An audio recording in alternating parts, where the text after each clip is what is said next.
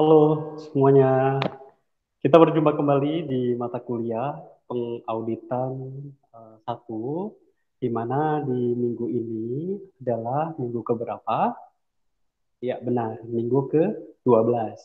Oke, di minggu lalu ya kita sudah mempelajari terkait dengan menentukan dan menganalisis pemeriksaan surat berharga dari investasi. Untuk minggu ini yang akan kita pelajari adalah terkait dengan menentukan dan menganalisis pemeriksaan persediaan atau inventory ya. Oke.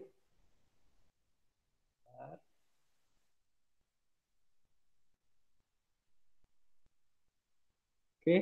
Untuk layar presentasi apakah sudah tampil? Sudah ya. Oke. Pertemuan minggu ke-12 pemeriksaan persediaan atau inventory bersama saya Bahtiar Effendi. Oke, next. Pada dasarnya, sebelum kita mengupas terkait dengan teknik pemeriksaan atau pengauditan inventory atau persediaan, alangkah lebih baiknya kita refresh dulu apa yang dimaksud dengan persediaan, di mana di sini menurut standar akuntansi keuangan, ya PSAK nomor 14, dinyatakan bahwa persediaan merupakan aset dengan 3 kategori. Yang pertama adalah yang tersedia untuk dijual dalam kegiatan usaha normal. Jadi benar ya, persediaan ini memang tujuannya adalah di stok, ya, di stok oleh perusahaan untuk dijual kembali dalam kegiatan operasional perusahaan. Ya. Terus yang kedua, poin B, persediaan juga dapat dikatakan sebagai aset yang dalam proses produksi dan atau dalam perjalanan ya. Jadi kalau seandainya memang persediaan sudah diklaim sebagai nilai yang sudah dibayarkan, yang sudah dibeli ya, dan memang persediaan tersebut sudah ada ya dalam sistem produksi atau dimasukkan dalam kegiatan produksi maupun dalam perjalanan pengangkutan persediaan tersebut dari vendor ke gudang kita itu tetap diakui sebagai persediaan. Poin C dikatakan persediaan apabila aset dalam bentuk bahan baku ya atau perlengkapan untuk digunakan dalam proses atau pemberian jasa. Ini sudah sangat jelas ya, yang dinamakan persediaan ya tujuannya adalah untuk menghasilkan eh, barang ya, barang jadi, di mana persediaan tersebut bisa contohnya persediaan material, di mana tanpa persediaan material kegiatan operasional produksi tidak dapat dilakukan dengan normal. Oke, berikutnya sifat-sifat persediaan. Persediaan mempunyai sifat-sifat sebagai berikut. Yang pertama adalah biasanya merupakan aset lancar karena masa perputarannya biasanya kurang atau sama dengan 1 tahun ya. Jadi kalau seandainya persediaan yang memang turnovernya ya atau perputaran itu cepat gitu ya. Dan memang kalau seandainya persediaan khusus untuk perusahaan-perusahaan food and beverage atau perusahaan makanan dan minuman itu biasanya persediaan-persediaan menggunakan sistem FIFO di mana persediaan yang di persediaan yang dibeli pertama itu biasanya dikeluarkan dalam kegiatan operasional untuk kegiatan produksi pertama pun selanjutnya untuk menghindari persediaan tersebut usang atau persediaan tersebut tidak dapat digunakan dalam kegiatan produksi. Terus dikatakan persediaan juga sifat yang kedua adalah merupakan jumlah yang besar, terutama dalam perusahaan dagang dan industri. Sudah pasti ya persediaan tersebut menempati urutan 2 tertinggi di neraca. Nilainya juga cukup material karena kegiatan produksi baik itu perusahaan dagang maupun jasa pasti nilai persediaannya besar. Terus poin C, dikatakan persediaan apabila mempunyai sifat mempengaruhi terhadap neraca yang tadi sudah Bapak jelaskan dan perhitungan laba rugi karena kesalahan dalam menentukan persediaan pada akhir periode akan mengakibatkan kesalahan dalam jumlah aset lancar dan total aset. Itu sudah cukup jelas ya. Terus impact-nya juga ke harga pokok penjualan. Kalau seandainya kita menentukan persediaannya terlalu over, otomatis harga jual produk kita pasti akan tinggi ya. Begitupun sebaliknya kalau seandainya kita menetapkan harga persediaan itu terlalu rendah, otomatis produk yang kita tawarkan ke masyarakat pastinya dengan nilai yang rendah. Bisa jadi ya yang kita jual malah rugi. Itu juga harus diperhatikan ya.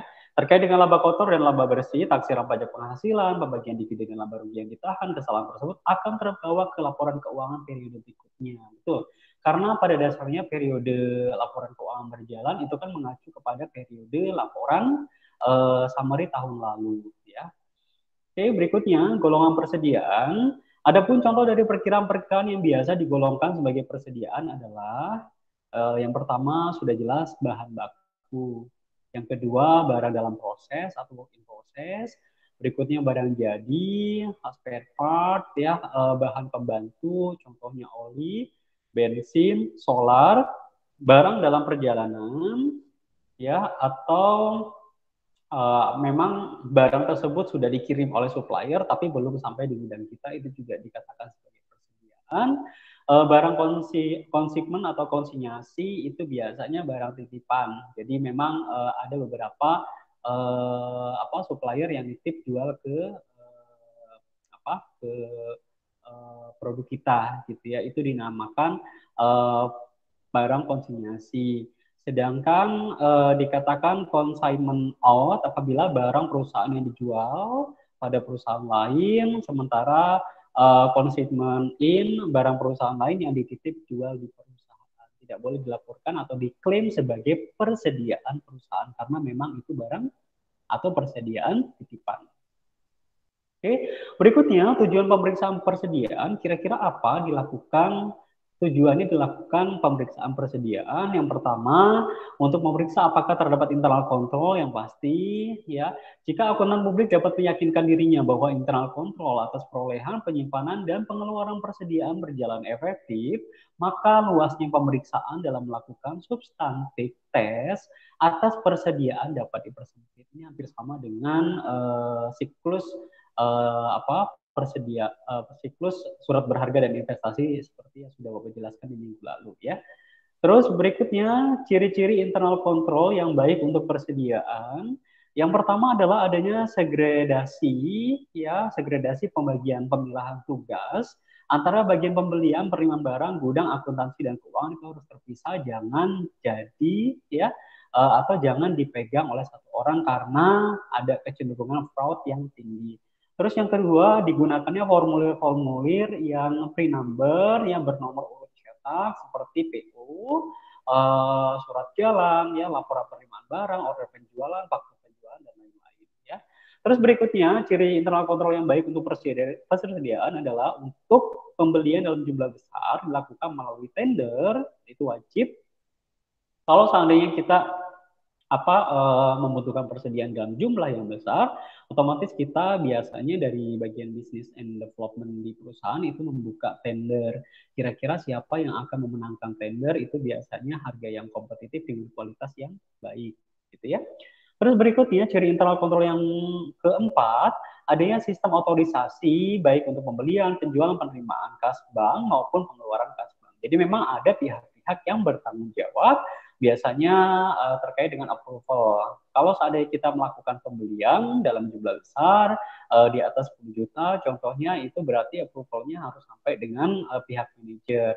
Apakah prosedur itu dilakukan dengan baik atau tidak, kita bisa cross check daripada dokumen penjualan maupun pembelian, gitu ya. Terus ciri internal control yang baik yang berikutnya adalah digunakan anggaran atau budgeting untuk pembelian. Ini sudah jelas, biasanya di akhir tahun itu ada budget yang memang harus disusun kira-kira nilai persediaan yang ditentukan di periode tahun depan itu kira-kira berapa. Jadi kalau seandainya persediaan yang sudah melampaui nilai yang sudah ditetapkan, itu mau tidak mau perusahaan juga harus bisa memilah persediaan mana saja yang urgent untuk dibeli, persediaan mana saja yang bisa untuk dihilangkan. Gitu ya. Berikutnya, pemesanan barang dilakukan dengan memperhitungkan Economic Order Quantity, EOQ.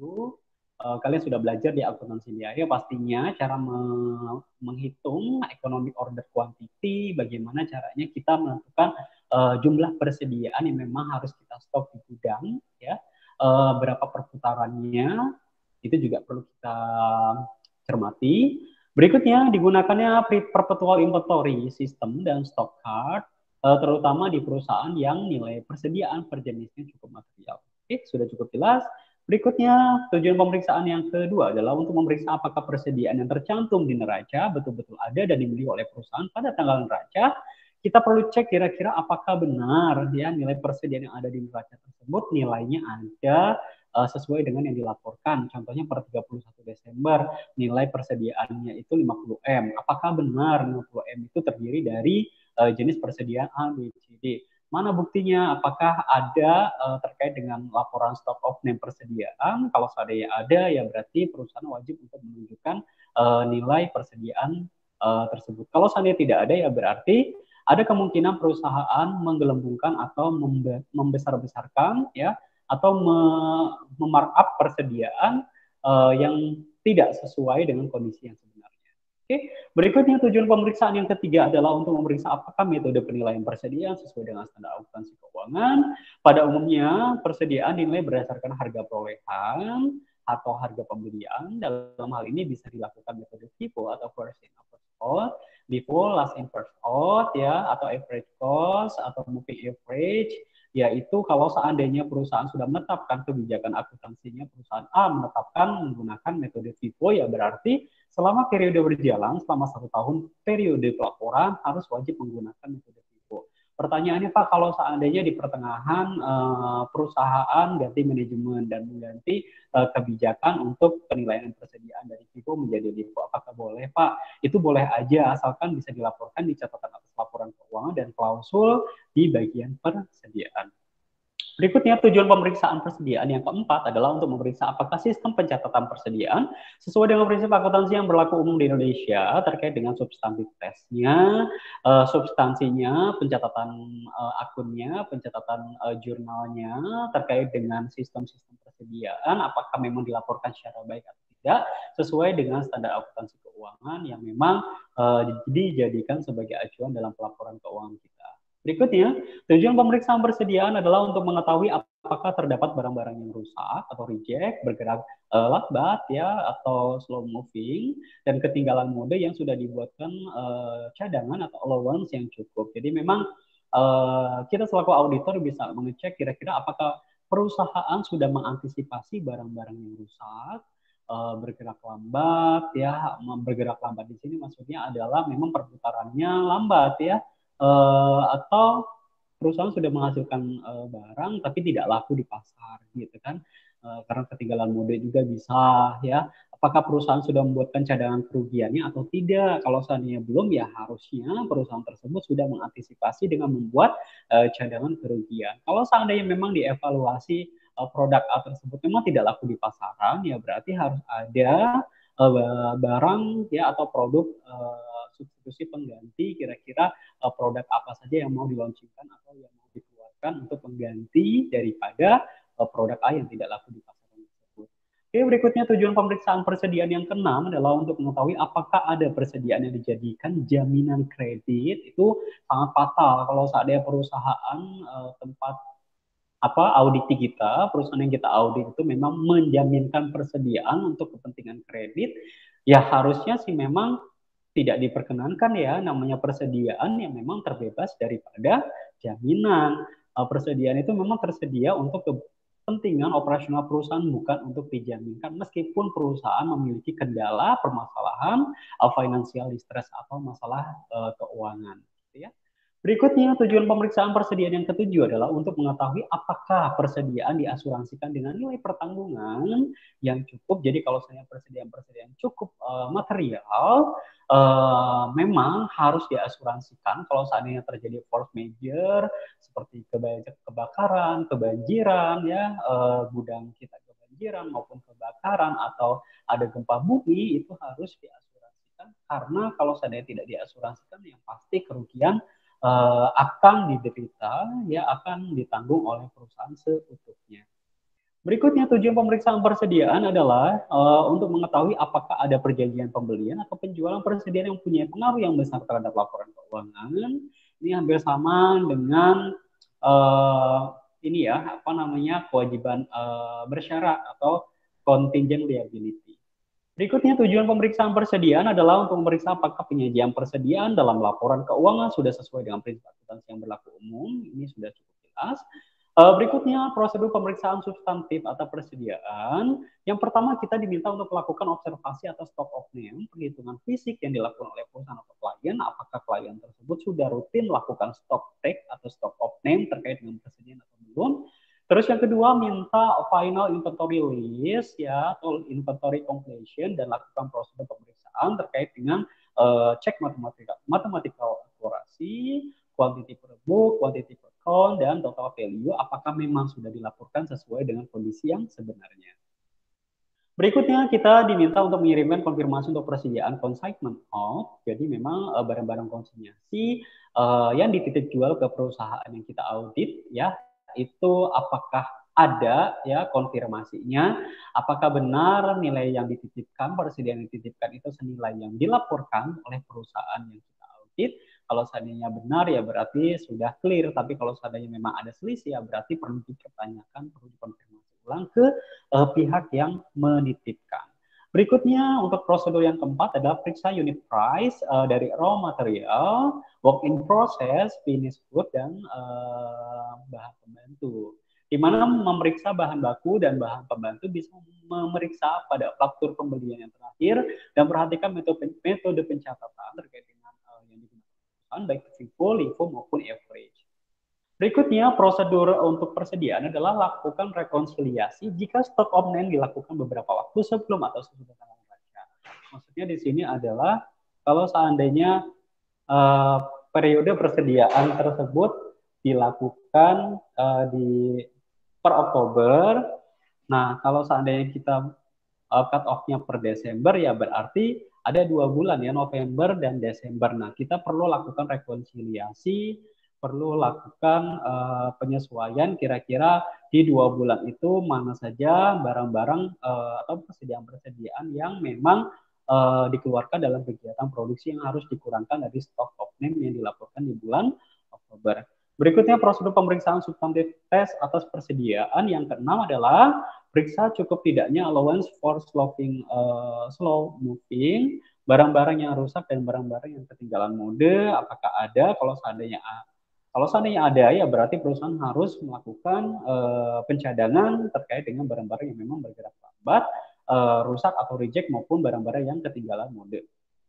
Berikutnya, periksa kejadian sudah tanggal neraca atau subsequent event. Jadi pada dasarnya setelah tanggal neraca, setelah perusahaan tutup buku, apakah ada persediaan yang memang ya persediaan itu dilaporkan secara tidak baik atau ada penjualan-penjualan fiktif yang dilaporkan secara sembunyi-sembunyi ya. Itu kita perlu cek di sana. Terus berikutnya prosedur yang ke-8 adalah periksa cut off penjualan dan cut off pembelian. Maksudnya di sini di standar akuntansi keuangan kita mengenal ada prinsip matching balance revenue. Jadi kalau seandainya ada persediaan yang memang dilaporkan di periode berjalan, yang memang persediaan tersebut memang harus dibeli di periode berjalan. Jangan sampai persediaan di tahun lalu kita laporkan di periode pertengahan tahun ini. Seperti itu ya. Terus berikutnya periksa jawaban konfirmasi dari bank, loan agreement, dan notulen rapat itu juga penting. Berikutnya, periksa apakah ada sales atau purchase commitment per tanggal neraca. Apabila ada sales atau purchase commitment yang menyebabkan kerugian yang material bagi perusahaan dalam periode berikutnya, maka harus dijelaskan dalam catatan atas laporan keuangan. Jadi, di samping kita melaporkan laporan keuangan, kita juga perlu memperhatikan terkait dengan fungsi daripada catatan atas laporan keuangan untuk menjelaskan beberapa poin-poin yang tidak dijelaskan di laporan keuangan, gitu ya. Berikutnya yang poin ke-11, seandainya ada barang dalam perjalanan atau goods in transit, ya goods in transit, lakukan prosedur berikut. Minta rincian kira-kira berapa jumlah persediaan yang masih dalam perjalanan. Periksa matematika akurasi perhitungannya apakah sudah benar, sudah balance atau tidak. Periksa subsequent clearance, ya apakah ada ya persediaan-persediaan memang di luar daripada persediaan yang masih dalam perjalanan, ya. Berikutnya, buat kesimpulan dari hasil pemeriksaan persediaan dan buat judgement terkait dengan persediaan yang memang dilakukan perbaikan. Gitu ya. Yang ke-13, periksa apakah penyajian persediaan di laporan keuangan sudah sesuai dengan prinsip akuntansi yang berlaku umum di Indonesia. standar akuntansi keuangan. Gitu ya. Jadi kita harus cek juga selaku auditor pasti harus paham terkait dengan PSAK yang mengatur terkait dengan persediaan. Kita juga perlu mengkritisi apakah perusahaan-perusahaan yang kita audit itu memang sudah menjalankan prinsip akuntansi keuangan secara benar atau tidak. Karena kalau seandainya tidak sesuai ya berarti kita bisa masukkan dalam temuan audit kita. Gitu ya. Oke, untuk pemeriksaan persediaan di minggu ke-12 ini sudah cukup ya. Apabila ada pertanyaan, kita bisa sambung ya, bisa sambung di forum Google Classroom. Oke, dari Bapak cukup. Terima kasih atas perhatiannya dan sampai jumpa di pertemuan berikutnya dan tetap jaga kesehatan. Terima kasih.